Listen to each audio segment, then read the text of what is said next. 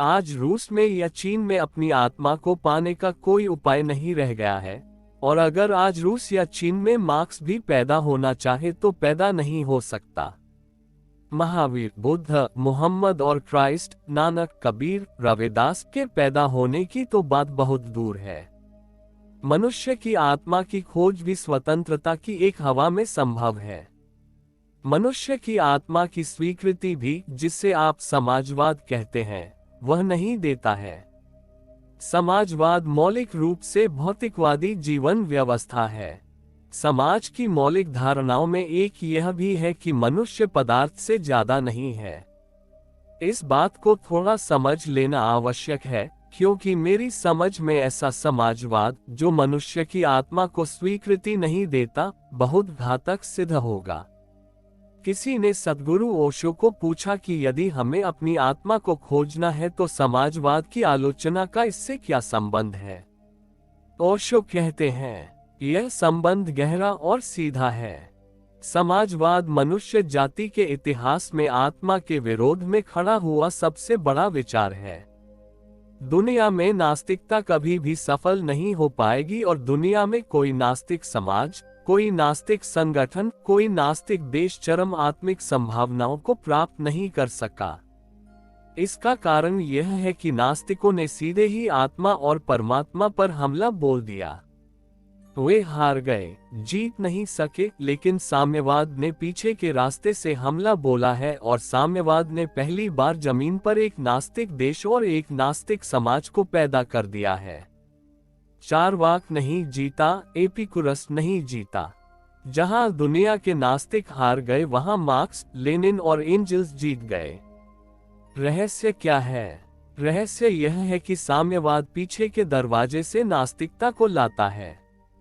वह धर्म का सीधा विरोध नहीं करता है, वह सीधा विरोध धनपति का करता है और पीछे से वह यह कहता है कि अगर धनपति को मिटाना है तो धर्म को मिटाना जरूरी है, क्योंकि धर्म को बिना मिटाए धनपति को नहीं मिटाया जा सकता।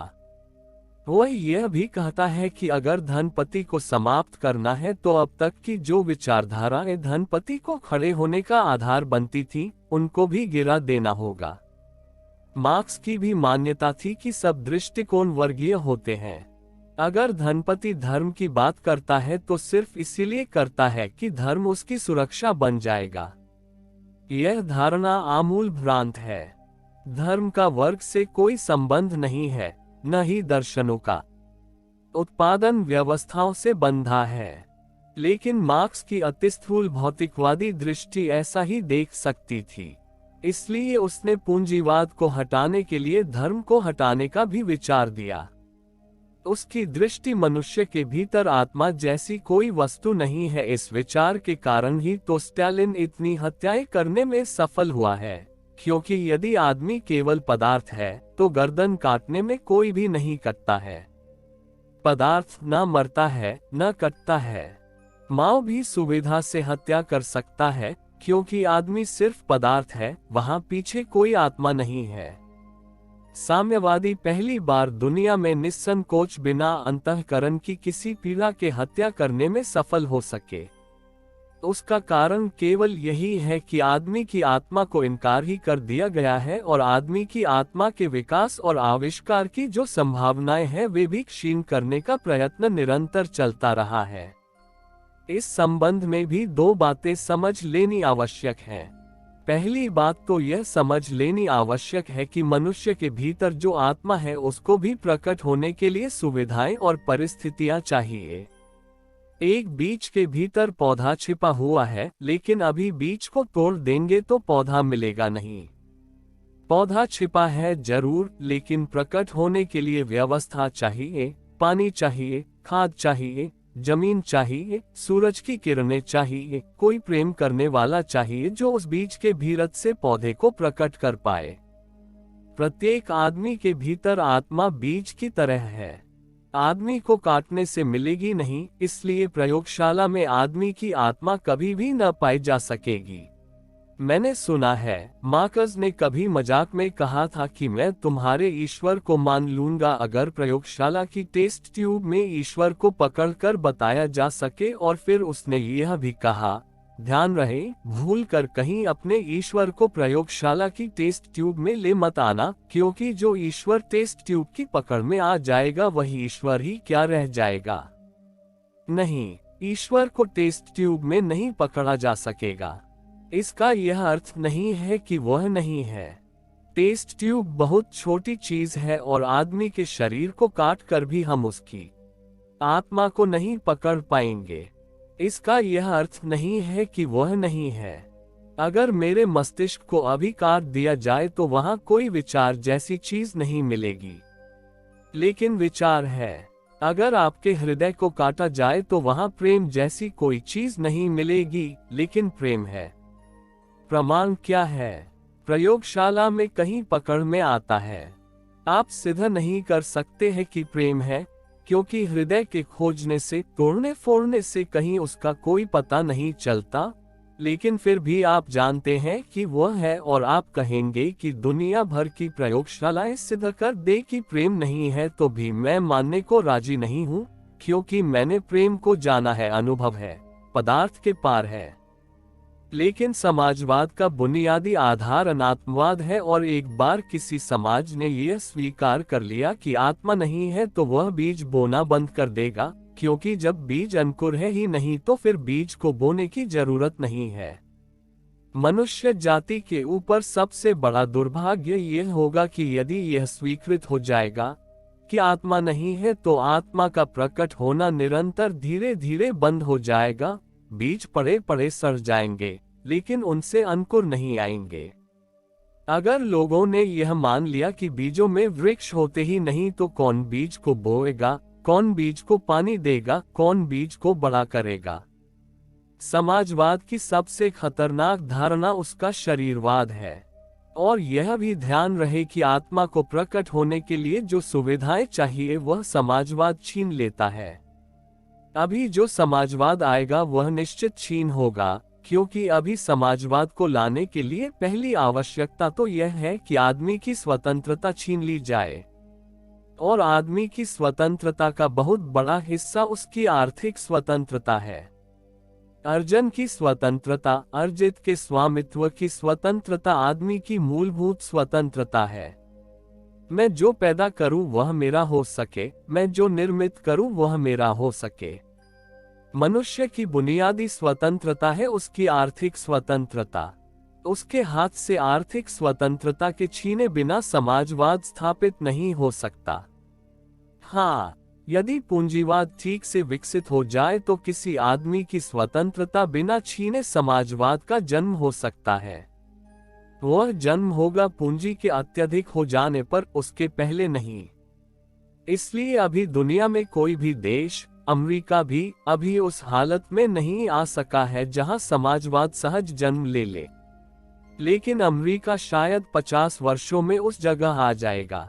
अभी तो हमें बलपूर्वक समाजवाद आरोपित करना पड़ेगा।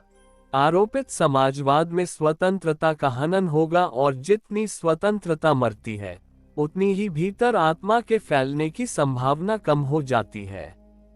आत्मा के लिए स्वतंत्रता का आकाश चाहिए, और जब आर्थिक स्वतंत्रता छिनती है तो दूसरा हमला मनुष्य की वैचारिक स्वतंत्रता पर होता है, क्योंकि समाजवाद के पक्षधर यह कहते हैं कि अगर हम वैचारिक स्वतंत्रता दें तो हम समाजवादी व्यवस्था का निर्माण नहीं कर पाएंगे। इसलिए हम समाजवाद से विपरीत विचारधारा को स्वीकार नहीं करेंगे। रूस में एक ही दल है, और कैसे मजे की बात है कि एक ही दल चुनाव भी लड़ता है। इसी कारण स्टालिन को दुनिया में जितने वोट मिलते थे उतने किसी आदमी को कभी नहीं मिले। 100% वोट स्टालिन को मिलते थे, और उसका प्रचार सारे विश्व में किया जाता था कि स्टालिन को 100% वोट मिल रहे हैं। कोई यह पूछेगा नहीं कि उसके विपरीत कौन खड़ा था। उसके विपरीत कोई खड़ा ही नहीं है। इस बात का अर्थ क्या है? इस बात का अर्थ यह है कि विचारों की कोई स्वतंत्रता नहीं है। पिछले 50 वर्षों में रूस में अद्भुत घटनाएं घटी हैं। वैज्ञानिकों को भी सरकार आज्ञा देती है कि किस भांति सोचो। उनको भी कहती है कि कौन सा सिद्धांत निकालो। उनको भी कहती है कौन सा सिद्धांत मार्क्स के अनुकूल नहीं है। तो रूस में पिछले 30 वर्षों में बायोलॉजी में इस तरह के सिद्धांत भी चलते रहे जो सारी दुनिया में कहीं मान्य नहीं है। सारी दुनिया में प्रयोगकर्ता कह रहे थे कि यह गलत है, लेकिन स्टालिन की आज्ञा के अनुसार वे सही थे। स्टालिन के मरने पर वे गलत हो गए, उसके पहले वे गलत नहीं हो सके। रूस के वैज्ञानिक भी हाँ में हाँ भर रहे थे कि यही ठीक है, क्योंकि वैज्ञानिक को भी पार्टी निर्देश पर जीना है। 1917 के पहले रूस ने दुनिया के श्रेष्ठतम बुद्धिमान लोग पैदा किए। उनके नाम भी स्वर्णाक्षरों में लिखने योग्य हैं। लेकिन 1917 के बाद उस हैसियत का एक आदमी भी रूस पैदा नहीं कर सका। Leo Tolstoy, Maxim Gorky, Turgenev, Gogol, Dostoevsky या चेखव आदि की हैसियत का एक आदमी भी रूस 50 वर्षों में पैदा नहीं कर पाया। बात क्या है? रूस ने लेखक पैदा किए, पुरस्कार दिए, विचारक पैदा किए, पुरस्कृत किए, लेकिन एक भी विचारक उस गरिमा का नहीं है जो रूस ने अपनी गरीबी के और अत्यंत परेशानी के दिनों में पैदा किए थे, जो उसने जारों की अत्यंत हीन व्यवस्था में पैदा किए। उतने विचारशील, उतने बुद्धिमान, उतने सृजनात्मक व्यक्तित्व भी रूस पैदा नहीं कर पाया। बात क्या है? वह पैदा होने की जो मूलभूत संभावना है, आत्मा के जन्म और विचार की स्वतंत्रता, वही छीन ली गई है। तुर्गनेव कैसे पैदा हो? दोस्तोयेवस्की कैसे पैदा हो? लेनिन भी वापस रूस में पैदा नहीं हो सकता। लेनिन को भी पैदा होने के लिए अमेरिका या इंग्लैंड खोजना पड़ेगा। लेनिन भी रूस में पैदा नहीं हो सकता। सच तो यह है कि जो जानते हैं वे कहते हैं कि लेनिन को भी जहर देकर ही मारा गया।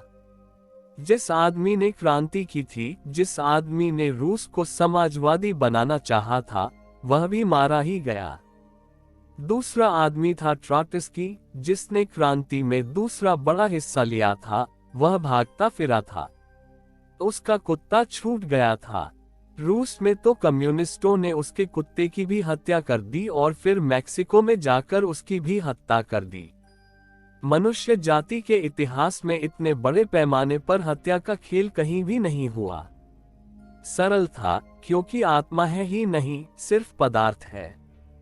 तो गुर्दे गुर्दियों को मारने और काटने में क्या अंतर पड़ता है? और फिर यह भी जरूरी है कि जिनके भीतर आत्मा ही नहीं, उन मनुष्यों की स्वतंत्रता की भी क्या जरूरत है? समाजवाद अगर ठीक से सफल हो, जैसा समाजवाद आज है, तो वह प्रत्येक आदमी को मशीन में बदल लेने को तैयार है। मैंने पीछे एक बात कही है, उसे पुनः इस संदर्भ में दोहराना चाहूंगा कि मनुष्य की गुलामी पूरी तरह से तभी समाप्त होगी जब मनुष्य के श्रम का स्थान हम पूरी तरह यंत्र से बदल डालेंगे।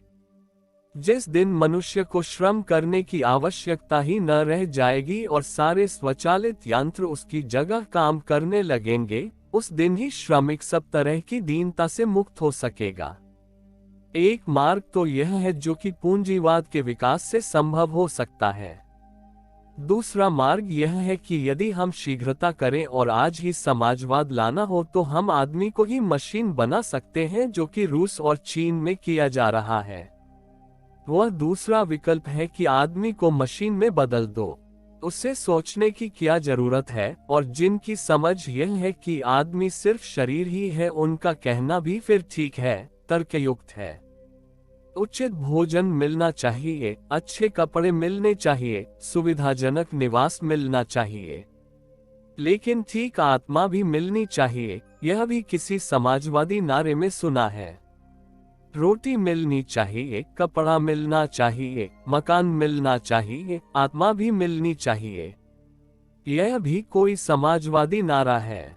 नहीं। आदमी को रोटी मिल जाए, कपड़े मिल जाए, मकान मिल जाए, बात समाप्त हो गई। इससे ज्यादा आदमी को जरूरत क्या है?